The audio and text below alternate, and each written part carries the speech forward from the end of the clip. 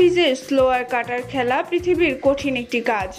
চেন্নাইয়ের পিচে তার বলে 6 মারা অনেক কঠিন। আইপিএলে সবচেয়ে সুইং করা বোলার নিশ্চয়ই মুস্তাফিজ।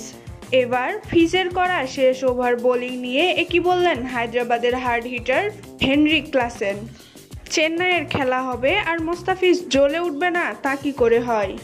কাল হায়দ্রাবাদের বিপক্ষে 2 ওভার 5 বল করে 2টি উইকেট তুলে নিয়েছে ফিজের করা দ্বিতীয় ওভারে হায়দ্রাবাদের হার্ড হিটার নিজেও পরাস্ত হয়েছেন। হেনরিক ক্লাসেনের মতো ব্যাটাররাও বাউন্ডারি মারতে পারেনি সে ওভারে। ম্যাচ শেষে মুখ খুলেছেন হেনরিক ক্লাসেন।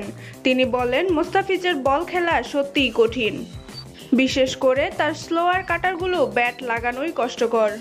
চেন্নাই পিচে ওর বলগুলো স্পিনের থেকেও ভয়ঙ্কর। স্পিনাররাও এত সুইং করাতে পারে না যতটা মুস্তাফিজ পারে। শেষ ওভারে একাই 2টি উইকেট তুলে নিয়েছে। আমরা আরও 1 ওভার খেলতে পারতাম। 1 ওভারে 20 রান করতে পারলেও আমাদের রান রেট একটু আগাতো। মুস্তাফিজ সেই সুযোগটাও আমাদের দেয়নি, এসেই 2টি উইকেট তুলে নিল সে। চেন্নাইয়ের পিচে তার বল খেলতে আলাদা প্ল্যানিং করতে হয়। মনে হয় তার বলে যেন 6 মারা অসম্ভব, 6 মারতে গেলেই ক্যাচ আউট হতে হয়। এভাবেই মুস্তাফিজের প্রশংসা করেন হার্ড হিটার হেনরিক ক্লাসেন।